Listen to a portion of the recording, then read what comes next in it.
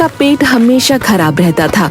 वो हर समय गंदी बदबू वाली गैस छोड़ता था, इसलिए उसे कोई काम नहीं देता था। 2 दिनों से उसे कोई काम नहीं मिला। पुट्ठा घर पर। अरे शर्मीली, जरा बाजरे की रोटी के साथ कच्चे प्याज की चटनी कोट दो। कसम से लस्सी के साथ आनंद आ जाएगा खाने में। बस यही कमी रह गई है ना। मोहल्ले वालों ने वैसे ही मेरा जीना हराम कर रखा है कि वो देखो पद्दड़ पुट्ठा की बीवी आ गई बोल बोल कर। तुम उनकी बातों में ध्यान मत दो, बस चटनी बना दो। सच में जी, आपकी छोड़ी बदबू से सारे मोहल्ले वाले परेशान हैं। आप किसी वैद्य से मिलो ना। तभी पुट्ठा थोड़ी सी जगह बनाते हुए एक लंबी गैस छोड़ता है। लो कर दिया काम। किसी दिन पाते हुए कपड़े खराब कर लोगे। बदबू तो देखो। देखो जी, मैं अपनी माँ के घर जा रही हूँ और तब तक नहीं आऊंगी जब तक आप अपनी इस बीमारी का इलाज नहीं करवा लेते। और हाँ, अपने साथ क्रिस्टल को भी ले जा रही हूँ। ऐसा मत करो शर्मीली। क्रिस्टल, तुम तो रुक जाओ। पापा नहीं, मैं आपकी बदबू में नहीं रह सकता। चलो मम्मी, जल्दी नानी के घर ही चलते हैं। ये बोलकर दोनों घर से निकल जाते हैं।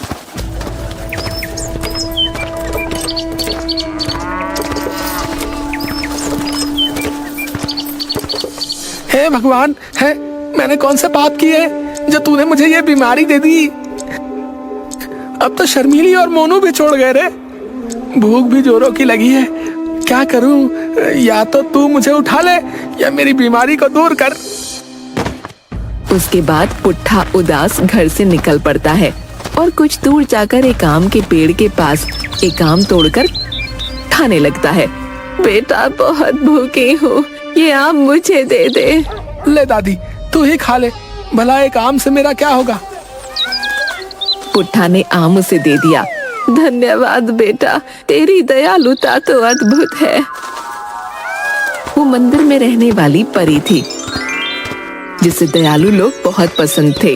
वो पुट्ठा की परीक्षा लेने आई थी। उसकी दया भावना को देख उसने पुट्ठा की मदद करने का फैसला किया। पुट्ठा, तुम बहुत दयालु हो। तुम्हें भूख लगी है? आओ मेरे पास, मैं तुम्हारी समस्या का हल कर देती हूँ। पुट्ठा पीछे मुड़कर देखता है तो वहाँ उसे बहुत सुंदर सी सफेद कपड़े पहने हुई, सुनहरे बालों वाली, हाथ में एक चमचमाती छोटी सी छड़ी लिए हुए परी दिखाई देती है। घबराहट में उसकी गैस छूट जाती है। शर्म से पुट्ठा का मुंह खुला का खुला रहता है। मैं परी हूँ पुट्ठा, शर्माओ मत, मैं तुम्हारी मदद करूँगी। आप मेरे साथ मजाक कर रही हैं? भला कोई परी मुझ जैसे बदबू फैलाने वाले की मदद क्यों करेगी? सब मुझसे नफरत करते हैं, मेरा मजाक उड़ाते हैं। बच्चे तो मुझे पदोड़ा भी कहते हैं। पुट्ठा, मुझे तुम्हारी बदबू से कोई फर्क नहीं पड़ता। मैं तुम्हारी बदबू को ही तुम्हारे लिए जीने का मकसद बना दूंगी बच्चे। क्या ऐसा हो सकता है? ये बीमारी मेरे लिए कोई भला काम भी कर सकती है क्या? नादान, तुम बहुत मासूम हो। तुमने मुझे भूखे होने पर भी ये आम दे दिया। लो, पहले तुम आम खाकर अपनी भूख मिटा लो।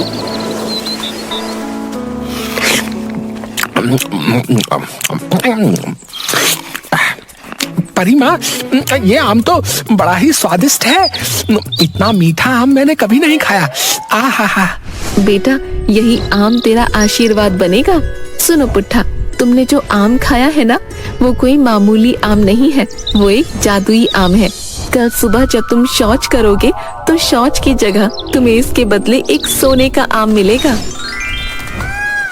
सोने का आम? और पीछे से? नहीं परी जी, मैं इतना दर्द कैसे? नहीं। अब हर रोज सुबह बदबूदार गैस छोड़ने के बाद तुम शौच के लिए जाना और तुम्हें एक चमचमाता हुआ असली सोने का आम मिलेगा, जिसे बेचकर हर इच्छा पूरी कर सकते हो और एक बहुत बढ़िया आदमी बन सकते हो। घबराना नहीं, आम तुम्हें कोई दर्द नहीं देगा। क्या आप सच कह रही हैं? ऐसा ही होगा ना? पुट्ठा की गैस फिर छूट जाती है। इस बार परी भी नाक बंद कर लेती है। हे राम, ये गैस देखिए, आपने भी नाक बंद कर ही ली। नहीं पगले, मैं तो इसकी आवाज से घबरा गई।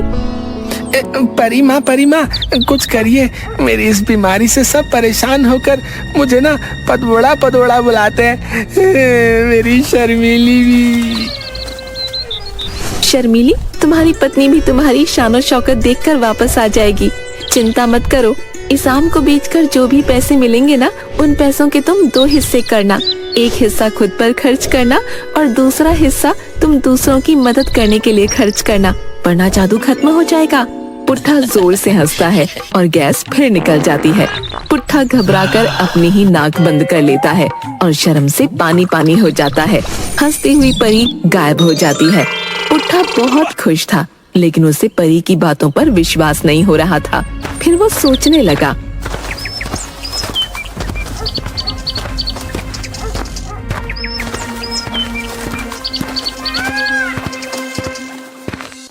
सोने का आम जो है कैसा दिखता होगा? वो छोटा होगा या बड़ा? शौच से निकले आम को कौन खरीदेगा भला? इन बातों को सोचते सोचते उसकी आंख लग गई और वो सो गया। सुबह जब उसकी आंख खुली तो खुद से बोला, चल भाई पुट्ठा, अब समय आ गया है ये देखने का कि परी ने जो कहा था वो सपना था या सच।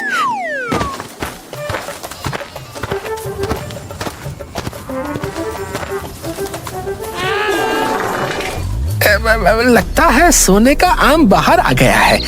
देखूं जरा। पुट्ठा हैरान हो जाता है। वहाँ पर एक सोने का बड़ा सा आम पड़ा था। उसकी खुशी का कोई ठिकाना नहीं रहा। वो नाचने लगा। कमाल है। भगवान परी ने भी मेरी मदद करने के लिए क्या रास्ता ढूंढा है।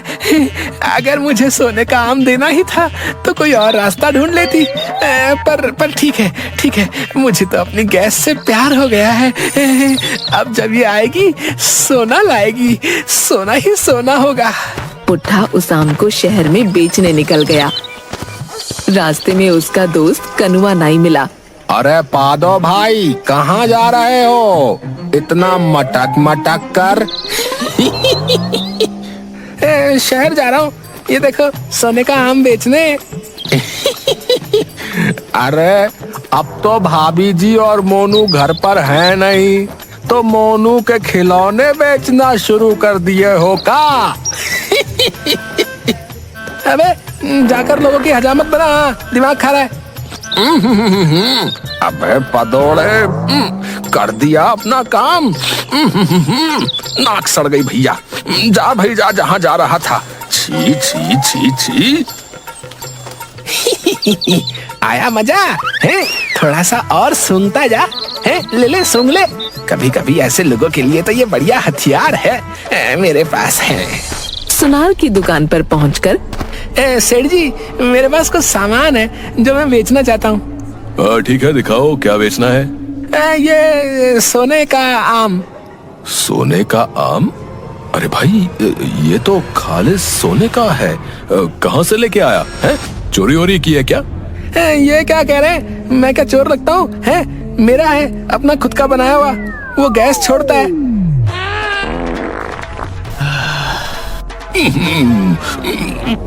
छी छी छी छी, इतनी गंदी बदबू। कुछ भी कहो, पर मेरी गैस के बारे में कुछ ना कहना। ये मेरी माई बाप है। गैस माई बाप है?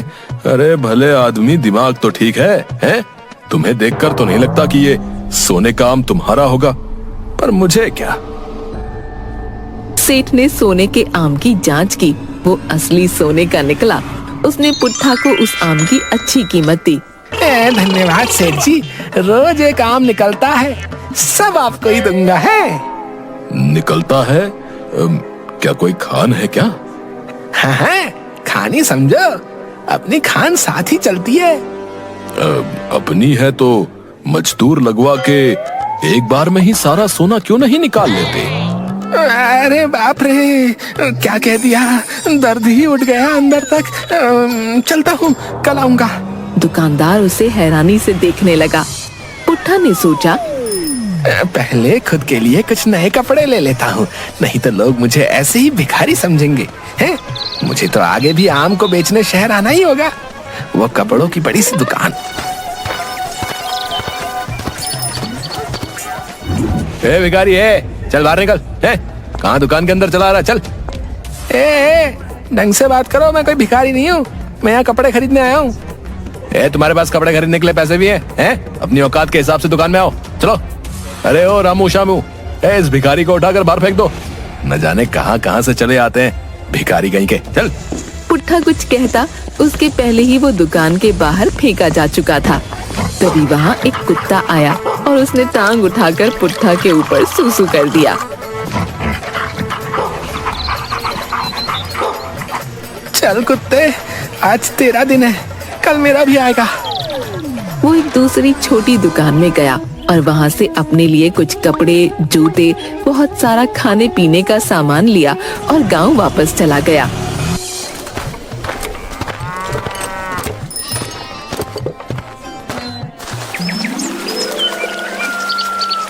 दूसरे दिन पुट्ठा को फिर से एक सोने का आम मिला और परी के कहे अनुसार गांव में वो गरीबों की मदद करने निकल पड़ा।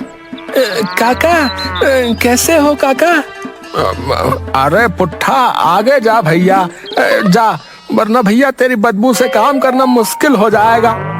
अरे सुनो काका, गैस वैस छोड़ो, अब तुम्हारे ये बैलों का जोड़ा पुराना हो गया है, तुम्हें अपने लिए जो है नए बैलों के जोड़े की जरूरत है। हाँ। अरे बेटा, हमारा तो 2 वक्त का गुजारा बड़ी मुश्किल से होता है, हम बैलों का नया जोड़ा कहाँ से लाएंगे भला बेटा? मैं आपको जो है बैलों का नया जोड़ा दूंगा और आपके घर की छत भी ठीक करवाऊंगा। जब खुद दूसरों से मांग कर खाता है, वो मेरे लिए बैलों का नया जोड़ा लेगा भैया। पुट्ठा ने तुरंत गरीब किसान के लिए नए बैलों का जोड़ा खरीदा और उसने घर को ठीक करवाया। किसान ने पुट्ठा को बहुत सारा आशीर्वाद दिया। तुम तो हमारे राजा से भी अच्छे हो, हैं? उसे आज तक हम गरीबों पर दया नहीं आई, बताओ। अरे काका, ये क्या कह रहे हो? कहाँ राजा, कहाँ मैं? सच कहता हूँ, तुम्हें राजा बना देना चाहिए, राजा। तभी पुट्ठा गंदी गैस छोड़ता है। तुमसे एक बात कहता हूँ बेटा, तुम किसी डॉक्टर से जो है अपनी दवा करो, और तुम्हारे पेट में जो है कुछ गड़बड़ लगती है। पुट्ठा को खुद के लिए राजा शब्द सुनकर बड़ा ही अच्छा महसूस हो रहा था। सोने के आम बेचकर उसने काफी पैसा इकट्ठा कर लिया और खुद को राजा ही समझने लगा। किसान ने सही तो कहा, मुझे राजा होना चाहिए, क्योंकि मैं सबकी मदद करता हूँ और मेरे पास राजा से भी ज्यादा पैसे हैं। मुझे महल में रहना चाहिए। वो राज मिस्त्री के पास गया जो शाही महल बनाता था। अब मुझे जो है अपना घर तोड़कर महल बनवाना है। महल? अरे दिमाग ठिकाने पर है? तुम्हारे पास पैसे भी हैं? हाँ, मेरे पास बहुत पैसे हैं।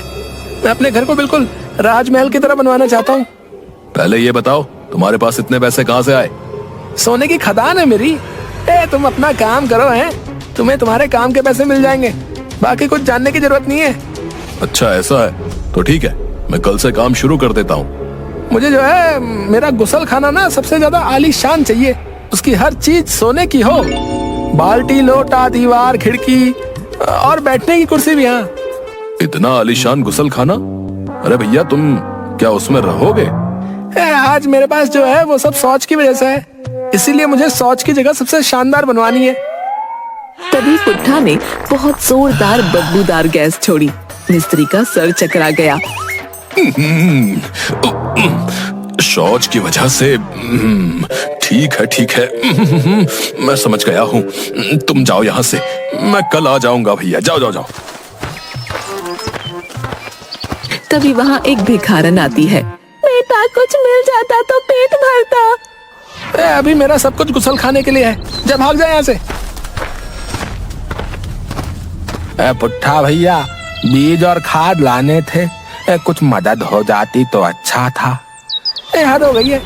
दिखता नहीं है मेरा घर बन रहा है? मेरे पास एक फूटी कौड़ी भी नहीं। इस तरह कुछ दिनों में पुट्ठा का महल बनकर तो तैयार हो गया, पर पुट्ठा राजा बनने के मोह में परी की चेतावनी भूल गया। पुट्ठा, जैसा तुमने कहा था वैसा तुम्हारा घर तैयार है। मुझे मेरा आलीशान गुसल खाना दिखाओ। तुम बड़े अजीब आदमी हो, गुसल खाने के ही पीछे पड़ गए। तुम नहीं समझोगे मेरे जीवन में गुसल खाना कितना महत्वपूर्ण है। मिस्त्री अजीब निगाहों से पुट्ठा को देखता हुआ। ठीक है, चलो। ये क्या है? ये तो बहुत ही साधारण है। एक काम करो, इसे फिर से बनाओ। मुझे लगता है तुम पागल हो गए हो। हम जिस काम के लिए यहाँ आते हैं वो काम करके जल्दी बाहर भागते हैं। तुम्हें तो गैस की बीमारी भी है। तुम्हें यहाँ क्या चाहिए? कुछ दिनों बाद मिस्त्री फिर आया। बन गया तुम्हारा गुसलखाना पुट्ठा। आओ देख लो। हाँ, अब ठीक है। पर तुम एक काम करो, यहाँ जो है ना, यहाँ एक आराम कुर्सी लगवा दो। आराम कुर्सी? पुट्ठा ने फिर से एक बदबूदार गैस छोड़ी। मैं समझ गया, मैं कुर्सी लगवा दूंगा। और वहाँ से भाग गया। गांव के लोग बड़े हैरान थे। इस भिखारी ने इतना शानदार महल कैसे बनवा लिया? और लोगों को पुट्ठा के आलीशान गुसल खाने के बारे में भी पता चलने लगा।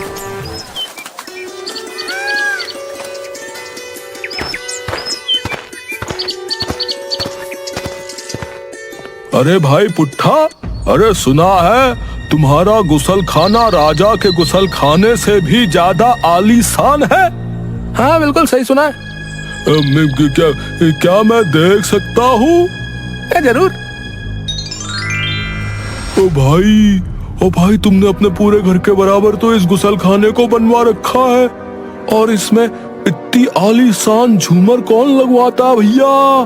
भैया तुमने तो इसे राजमहल बना दिया भैया। हाँ, क्योंकि ये मेरे जीवन का एक बहुत ही जो है अहम हिस्सा है। अहम हिस्सा? आखिर तो यहाँ गंदगी ही निकालनी है भैया। वो तो तुम निकालते होगे, यहाँ से मेरी रोजी रोटी चलती है भैया। तुम क्या सोने के अंडे देते हो क्या भैया? हाँ देता हूँ, यही समझ लो। आदमी हंसता हुआ वहाँ से चला गया। धीरे धीरे ये बात फैलती गई और पूरे राज्य में पुट्ठा की चर्चा होने लगी। ये खबर राजा तक गई। राजा ने अपने मंत्री को पुट्ठा का गुसल खाना देखने भेजा।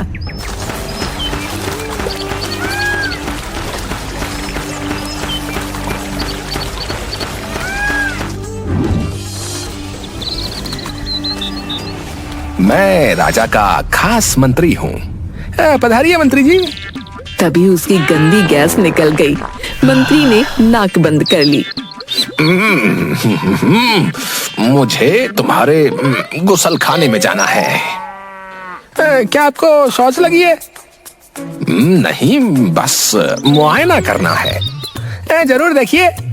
मंत्री नाक बंद करके गुसल खाने के अंदर जाता है। अब ये गुसल खाना है?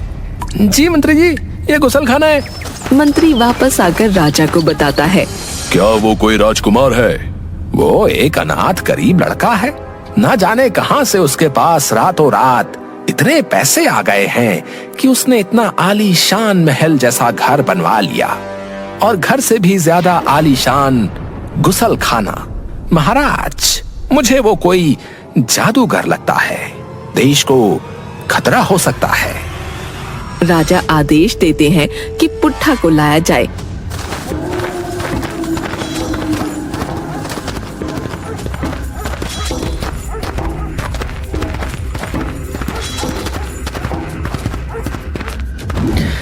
महाराज की जय हो।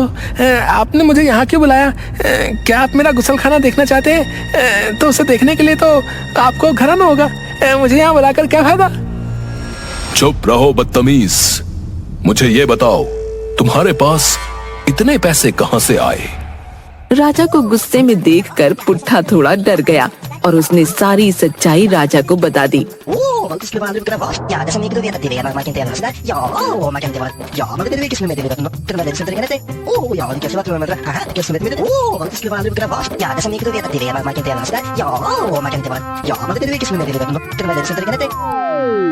पुट्ठा की बात सुनकर राजा और गुस्से में।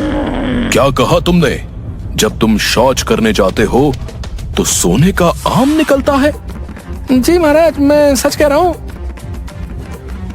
ठीक है सैनिकों, सुबह जब ये शौच को जाए तो हम सब देखेंगे, ताकि इसकी बात में कितनी सच्चाई है पता चल जाए। लेकिन याद रहे, अगर तुमने झूठ कहा होगा तो हम तुम्हें आजीवन जेल में डाल देंगे। जैसा आपका हुक्म महाराज। पुट्ठा को रात भर कैद खाने में रखा गया।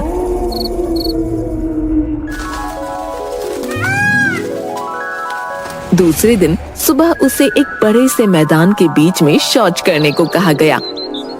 महाराज मैं यहाँ कैसे शौच कर सकता हूँ? अगर जिंदा रहना है तो करना तो तुम्हें यहीं पड़ेगा। पुट्ठा ने अपनी आंखें बंद की और मैदान के बीच में बैठ गया, जहाँ चारों तरफ बहुत सारे लोग बैठे हुए थे। उसके शौच करते ही सबने बदबू से नाक पकड़ ली। सैनिकों, देखो, क्या वहाँ कोई सोने का आम है? महाराज महाराज, यहाँ तो बस बदबू ही बदबू है, और इस नामुराद ने तो ये रायता फैला रखा है। छी छी छी छी छी, कोई सोने का आम नहीं है। क्या? क्यों झूठे मक्कार, तू हमें क्या कहानी सुना रहा था? अब सही सही बता कि तुझे इतने पैसे कहाँ से मिले? महाराज महाराज, मैंने आपको सब सच बताया है, कुछ भी झूठ नहीं कहा। मुझे खुद समझ में नहीं आ रहा कि वहाँ सोने का आम क्यों नहीं निकला। सोने का आम इसलिए नहीं निकला क्योंकि तूने झूठ बोला।